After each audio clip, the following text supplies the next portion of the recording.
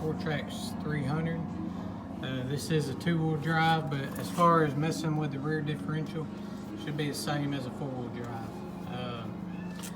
What's happening is I'm having a clunking noise. I ripped into this once before and I replaced the right rear seal wheel bearing, and it's just making a squeaking noise.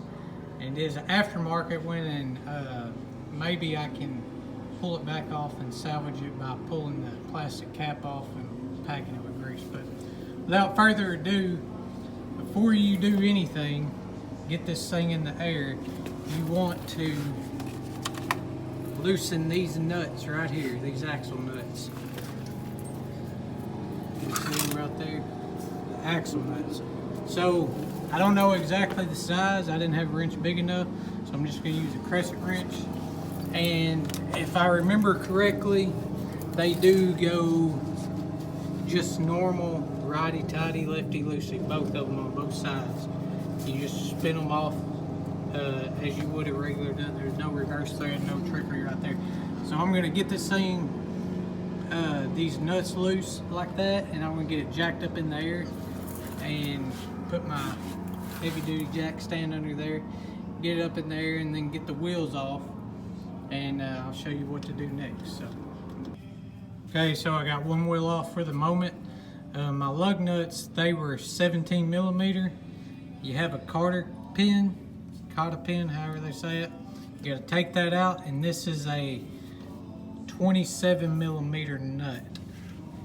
So then you got to get that off, and you have to take it off to get these out of the way, because you're actually going to end up hammering this axle out.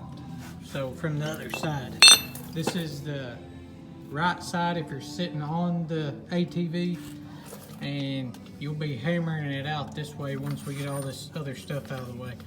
So now that I got that out, you're going to take these nuts off. I ain't gonna bore you to death with that, watching me do that.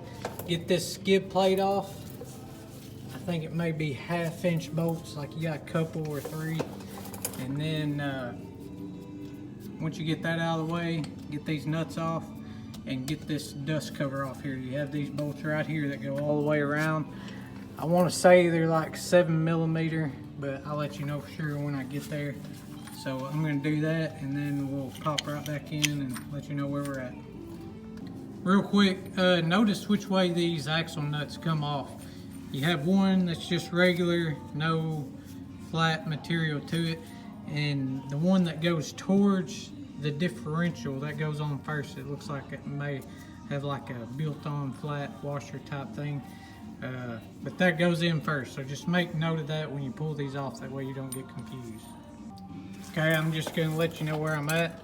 I've taken the dust cover off. There's 2 12 millimeter bolts. Everything on this thing's probably going to be metric, by the way.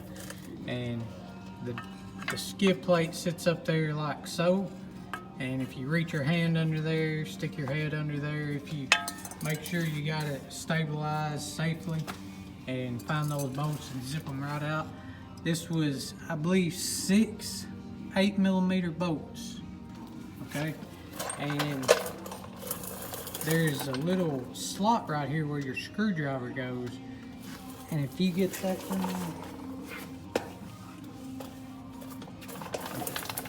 so just get your screwdriver, stick it in here, and pry it on out.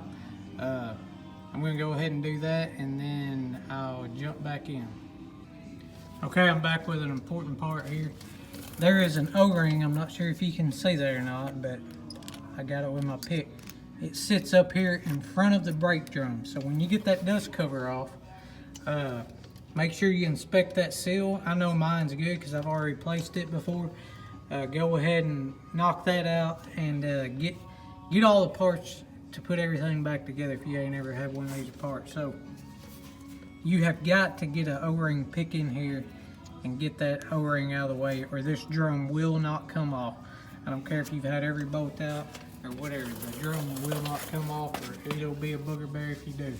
So after that, you need to get some vice grips, and you're going to clamp them on this right here. These are your brake cables, your emergency brake cables and your foot pedal brake cable. You're going to clamp it right here, and you're just going to start unscrewing these because we got to get these out of the way. Now if you run into them being froze up, you can buy a new brake cable. They're relatively expensive, but these things are just cheapo aluminum, and you could probably melt those off and actually save your brake cable. That way you can do that. So I'm going to do that and not bore y'all to death with it, and jump back in when it's time for something important to be known. Okay, after I got that O-ring out, I was able to just slide my drum off. Like I said, I've already been in here, so things are coming a little bit easy. We'll just go ahead and get this out of the way.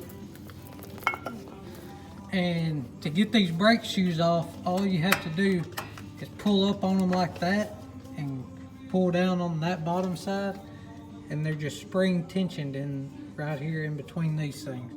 And then you have to get that cotta pin out, which is no big deal, and that washer off, and those brake shoes just fall off there.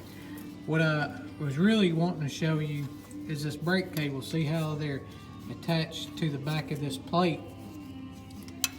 It will not come out of this slot. So what you're gonna have to do is get like a pick or something, be careful not to damage this boot, and slide this thing down to the cable, and then you're gonna slide it up and through. It has to slide where that cable is because all this is too fat to fit through there. So you're gonna do that to both of them, and then yeah, just get that done, and then you will, once you get the shoes off, you'll take I don't know what size that is, probably like 12 millimeter, I'm guessing. You're gonna take that and get this bolt out, and this spring and everything comes out. So I'm gonna do that and jump back in when it's done. Okay, so I got this washer and cotta pin off. It's right there on the brake drum. I'm just gonna put it there in my magnetic tray, and this should come off just like that. So, like I said, these springs are in there like so, and it'll stay together just like that. And then this is a 10 millimeter right here, and you want to do it second, and make note of where this needs to be right here. Your little indicator, that's your wear, to see where your shoes are as far as if they need to be changed because they're getting more wear and more wear. So make note of that, and make note of how that spring stays on there.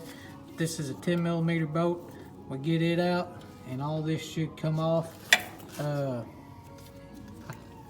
think it comes out this way if I'm correct. It comes out that way. So do that, and then I'll be ready.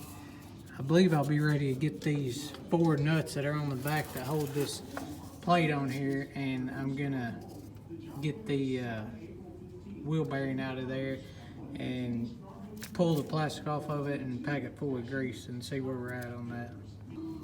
Okay, so to get this thing that holds your brake cables out of the way without having to take off your ball and things like that, I went ahead and I loosened the nuts just a little bit, and I gave it a light tap with my dead blow hammer just to move it forward, and that gives you enough clearance because you have got to get this out.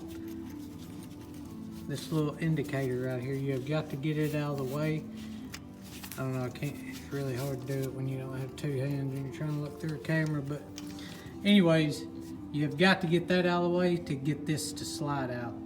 So once I do that, I should be able to go ahead and get all this hardware out of the way, get this out of the way, and then I'll finish taking off those 4 nuts.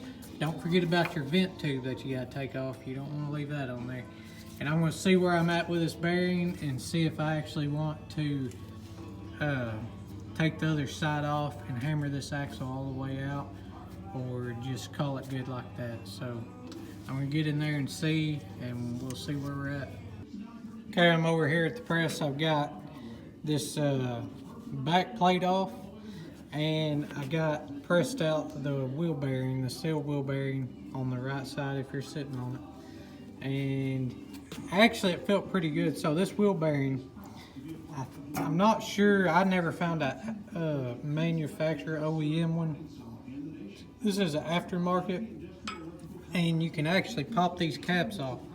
All I did was stick a screwdriver in here, like so, and then I popped that off, and I'll grab that in a second. But I'm gonna repack these with grease because they don't put near enough grease on the inside. You'll be changing this thing real quick.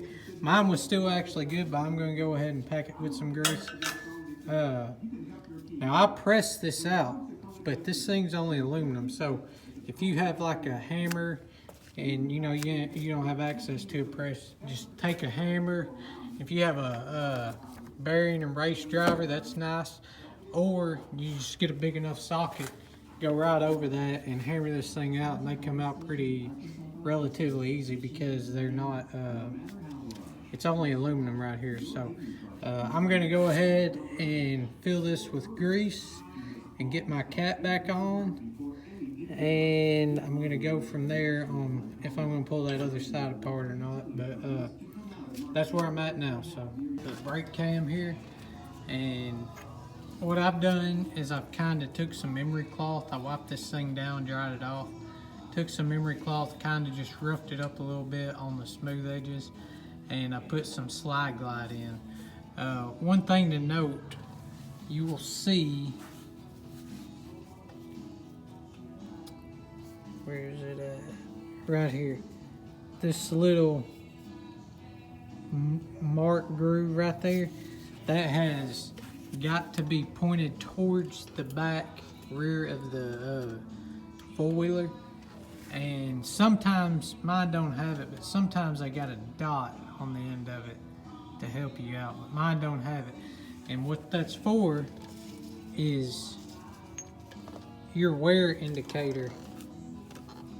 You can see it kind of has a little notch in there if you looked really close, but that's the way that thing has to go on there. It's hard to see on this, I know, but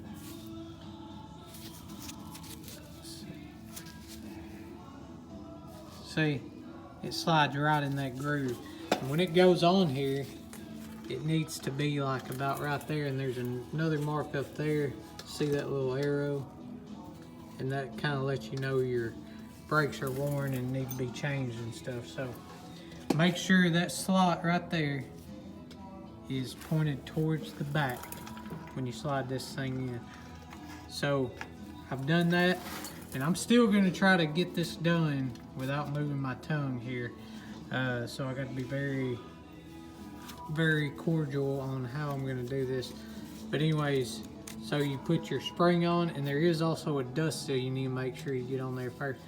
And you put your spring on, then put this wear indicator, and then your thing that holds your brake cables, and it goes on just like this. Okay, so if you didn't take pictures of that, it goes on just like so, not the other way around. It won't work. So get that on there like that, and get your 10mm bolt down there, and that did have a nut on the other end, by the way, and get it on there. And I go ahead, I'm going to put some anti-seize right here on the top and bottom because it is high temp, considered high temp, just a little lubrication for those brake pads to wear on. But I got to do it this way. I can't put the brakes on first because I got to be able to slide this brake cam in and out without having to remove this. So I'm going to do that, and we'll hop back in where we're at. Well, you guessed it, I had to take the tongue out of the way, the toe tongue out of the way. It's really not that bad. It is, you got 2 bolts on the very rear side of it, and then you got 3 right in the middle. So 5 bolts total. They are I believe 14mm is what I used. But I mean, I was fighting this thing. It's just easier to pull that thing out of the way. That way you know you got your brake cam in the right the right spot, because it's got to be faced towards your rear like that little slot, so that your brake wear indicator, because it only goes on just like that, it's got to slide right in there like so. So that's where I'm at with that. Just figured I'd let y'all know. It's probably just best to do that in the beginning. Go ahead and take that all the way off. So I'm gonna get this thing buttoned up. I'm gonna go ahead and put on my vent hose. I'll probably go ahead, since I got that out of the way and I no longer need it, I'm gonna go ahead and tighten up my my nuts right here. They were, I believe, 14 millimeter. Double check. Yep, 14 millimeter for those. I'm gonna tighten those up, and then when I get ready to put the brake cables on, I'll show you that. So, and I'll jump back in and let you look where I'm at.